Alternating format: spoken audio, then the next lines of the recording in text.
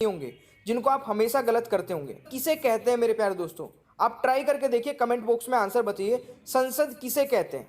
तो मेरे हिसाब से सभी को पता होना चाहिए दोस्तों, जो हमारी पार्लियामेंट है वो तीन चीज़ों से मिलकर बनी है, यानी कि किस किस से? लोकसभा को, राज्यसभा को और राष्ट्रपति को।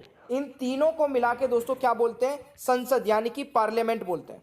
तो ये आपको हमेशा ध्यान रखना है, किसी भी दो को मिला के दोस्तों संसद नहीं बनती है।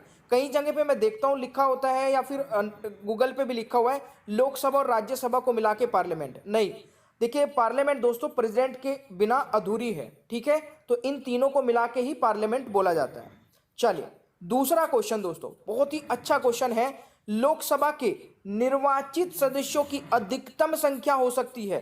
ध्यान से सुनिएगा एक एक वर्ड को, क्योंकि जो लास्ट में टेस्ट है ना वो इसी वीडियो से होगा। तो निर्वाचित सदस्यों की संख्या की अगर बात की जाए, देखिए मैं आपको बिल्कुल डिटेल में बताता हूं। अधिकतम संख्या दोस्तों अगर पूछी जाए तो 552 हो जाएगी, बट अभी वर्तमान में कितने हैं दोस्तों? 545 है। 545 अधिकतम नहीं है, ये वर्तमान में है। अगर अधिकतम पूछा जाएगा तो 552 आप आंसर लगाएंगे, ठीक है? अब इन 545 में से अगर बात की जाए दोस्तों चुने जा सकने वाले अधिकतम संख्या, तो ये दोस्तों कितनी हो जाएगी? 543, ठीक है?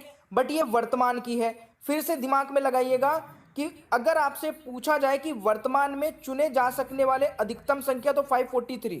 तो इस क्वेश्चन का जो राइट आंसर रहेगा ना दोस्तों वो 550 रहेगा। कैसे? क्योंकि इन्होंने पूछा अधिकतम कितने निर्वाचित सदस्यों की संख्या हो सकती है लोकसभा में, तो वो 550 हो सकता है, क्योंकि दो दोस्तों क्या होते हैं, ये एंग्लो इंडियन समुदाय से जो कि अपॉइंट होते ना कि निर्वाचित होते हैं। ध्यान से समझिएगा, ठीक है? अगर आपसे पूछा जाए कि राज्यों से अधिकतम संख्या कितनी हो सकती है, तो देखिए राज्यों से दोस्तों 530 जो है चुने जाने वाले होते हैं, और 13 होते हैं दोस्तों केंद्र शासित प्रदेशों से। तो ये दोनों क्वेश्चन भी आपके एग्जाम में पूछे जाते हैं कि राज्यों से कितने दोस्तों चुने जाते हैं और केंद्र शासित प्रदेशों से कितने चुने जाते हैं, ठीक है? यानी कि निर्वाचित होते हैं। तो ये आपको याद रखना है। आई होप कि आपको ये पूरा डिटेल में समझ आ गया होगा। एक बार फिर से ध्यान से वीडियो को देख लेना अगर समझ में नहीं आया होगा, रिपीट करके। तीसरा क्वेश्चन कहता है कि राज्यसभा में सीटों की अधिकतम संख्या कितनी हो सकती है। तो देखिए अगर आपसे अधिकतम संख्या पूछे जाए तो अधिकतम संख्या दोस्तों 250 हो जाएगी, ठीक है? कहाँ में? राज्यसभा में। तो ये आपको याद रखना है। अब इन 250 में भी अगर बात की जाए तो 12 नॉमिनेट किए जाते हैं दोस्तों प्रेसिडेंट द्वारा।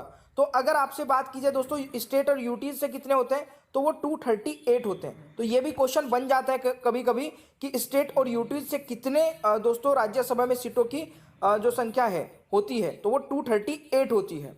आई होप कि आपको ये समझ में आ गया होगा। क्वेश्चन नंबर 4, अगर मेरी ये वीडियो पसंद आए ना दोस्तों, अगर मेहनत पसंद आए, देखिए दिल से लाइक भी करना है, और केवल लाइक करके नहीं छोड़ना, वीडियो को शेयर भी जरूर करना है। मैं हर एक उस बच्चे तक पहुंचना चाहता हूं जो अच्छे से घर पे बैठ के तैयारी करना चाहता है, क्वालिटी एजुकेशन लेना चाहता है, और वो भी फ्री ऑफ कॉस्ट। चौथा क्वेश्चन, निम्नलिखित में से कौन भारत में कानूनों को बनाता है? ध्यान से पढ़िएगा और आंसर बताना है, क्योंकि इसको आप काफी बार गलत करते हैं। मेरे प्यारे दोस्तों, कानून को जो बनाते हैं ना वो कौन बनाते हैं? इस क्वेश्चन का राइट आंसर हो जाएगा राष्ट्रपति और संसद के दोनों सदन, यानी कि इस क्वेश्चन का राइट आंसर ऑप्शन सी हो जाएगा। अब दोस्तों आप लोग ये भी सोच सकते थे कि दोनों सदन बनाते हैं, नहीं। देखिए दोनों सदन में बिल पास होगा, बट जब तक दोस्तों राष्ट्रपति के उस पर सिग्नेचर नहीं हो जाते तब तक वो बिल नहीं बनता है, यानी कि बिल कानून नहीं बनता है। तो इन तीनों से दोस्तों क्या बनता है? कोई भी कानून बनता है। तो ये आपको याद रखना है। अगला क्वेश्चन दोस्तों आता है, बहुत ही आराम से, बहुत ही बेहतरीन तरीके से समझिएगा इस पॉइंट को, कि मंत्री परिषद सामूहिक रूप से किसके प्रति उत्तरदायी है। देखिए आप लोगों ने ये क्वेश्चन तो बहुत बार पढ़ा होगा कि मंत्री परिषद सामूहिक रूप से लोकसभा के लिए उत्तरदायी होता है, ठीक है? बट मंत्री परिषद में दोस्तों आता कौन कौन है? देखिए मंत्री परिषद में ये सब आते हैं, यानी कि उप मंत्री, राज्य मंत्री और कैबिनेट, इन सभी को बोलते हैं दोस्तों मंत्री परिषद। तो ये आपको याद रखना है, ठीक है? प्रधानमंत्री और ये सब, इनको दोस्तों क्या बोलते हैं? मंत्री परिषद बोलते हैं। तो इसका स्क्रीनशॉट ले लेना या फिर देख लेना ध्यान से, आपको ये पता होना चाहिए, क्योंकि यहां से भी क्वेश्चन बन जाता है। अगला क्वेश्चन दोस्तों बहुत ही बढ़िया, कि वह प्रधानमंत्री कौन है जिन्होंने अपने कार्यकाल के दौरान संसद के अधिवेशन सत्र में भाग नहीं लिया? तो मेरे प्यारे दोस्तों जल्दी से आंसर बताइए, क्वेश्चन नंबर 6 का सही आंसर क्या रहेगा? तो इस क्वेश्चन का सही आंसर हो जाएगा चौधरी चरण सिंह जी, यानी कि ऑप्शन सी राइट आंसर हो जाएगा क्वेश्चन नंबर 6 का। तो ये आपको याद रखना है। अगला क्वेश्चन दोस्तों आता है, भारत में संसदीय ढांचे में दो अस्थायी सदनों का नाम बताइए। ध्यान से समझिएगा दोस्तों, दो अस्थायी सदनों की मैं बात कर रहा हूं। तो इस क्वेश्चन का सही आंसर क्या होगा मेरे प्यारे दोस्तों? एक तो लोकसभा अस्थायी सदन है, आप सभी को पता होना चाहिए, और एक दोस्तों विधानसभा, यानी कि ये दोनों के दोनों जो है ये अस्थायी सदन है। तो इस क्वेश्चन का राइट आंसर डी हो जाएगा, क्वेश्चन नंबर 7 का। दोस्तों वीडियो अच्छी लग रही है तो कमेंट बॉक्स में एक छोटा सा कमेंट दो, राज्यसभा की नियुक्ति के लिए न्यूनतम आयु कितनी होती है?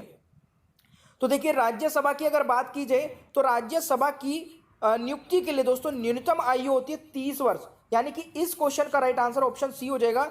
ये आपको पता होना चाहिए। अगला क्वेश्चन दोस्तों, भारतीय संसद के संयुक्त सत्र की अध्यक्षता कौन करता है? मेरे प्यारे दोस्तों क्वेश्चन पूछूंगा बाद में, फिर आप ध्यान से पढ़ेंगे तभी आंसर बता पाएंगे। पूछा गया है कि संयुक्त सत्र की अध्यक्षता कौन करता है, मैंने पूछा अध्यक्षता, मैंने ये नहीं पूछा कि कौन बुलाता है।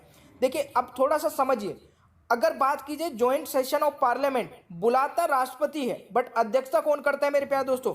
लोकसभा का अध्यक्ष, यानी कि इस क्वेश्चन का राइट आंसर ऑप्शन सी हो जाएगा। जैसे आप फोटो में भी देख सकते हैं, बुलाया किसने है दोस्तों? यहाँ पर राष्ट्रपति जी खड़े हैं, यहाँ पे वाइस प्रेसिडेंट ने, ठीक है।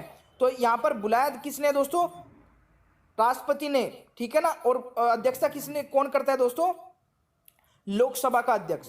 अगला क्वेश्चन है 10वां, राज्यसभा के सदस्यों का कार्यकाल कितने वर्ष का होता है? ध्यान से, बहुत ही ध्यान से, क्योंकि जो गलती करते हो ना, मैं नहीं चाहता मेरी वीडियो देखने के बाद में आप लोग गलती करें। राज्यसभा के सदस्यों का कार्यकाल मेरे प्यारे दोस्तों 6 वर्ष का होता है। अब ध्यान से, क्या मैंने बोला? सदस्यों का कार्यकाल। चलिए नेक्स्ट क्वेश्चन पे आ जाइए। अगला क्वेश्चन कहता है कि राज्यसभा का कार्यकाल कितने वर्ष का होता है? अब दोनों क्वेश्चन में क्या डिफरेंस है? दोनों राज्यसभा के बारे में बात कर रहे हैं, बट एक बार मैंने बात की है दोस्तों राज्यसभा के सदस्यों के बारे में, और अब बात कर रहा हूं राज्यसभा का कार्यकाल कितने वर्ष का होता है। मेरे प्यारे दोस्तों राज्यसभा का कार्यकाल कोई भी नहीं होता है, ठीक है, कोई भी कार्यकाल नहीं होता है राज्यसभा का। राज्यसभा के सदस्यों का कार्यकाल होता है, यानी कि अगर राज्यसभा के सदस्य पूछे जाए तो उनका कार्यकाल 6 साल का होता है, बट अगर राज्यसभा का कार्यकाल पूछा जाए तो वो कोई भी ईयर का नहीं होता, क्योंकि राज्यसभा दोस्तों एक स्थायी सदन है, वो कभी भी भंग नहीं होता है। तो इसमें से नन ऑफ दीज हो जाएगा, जो कि ऑप्शन में नहीं है, तो आप समझ जाइएगा, ठीक है। 11वें क्वेश्चन का राइट आंसर इनमें से कोई भी नहीं होने वाला है।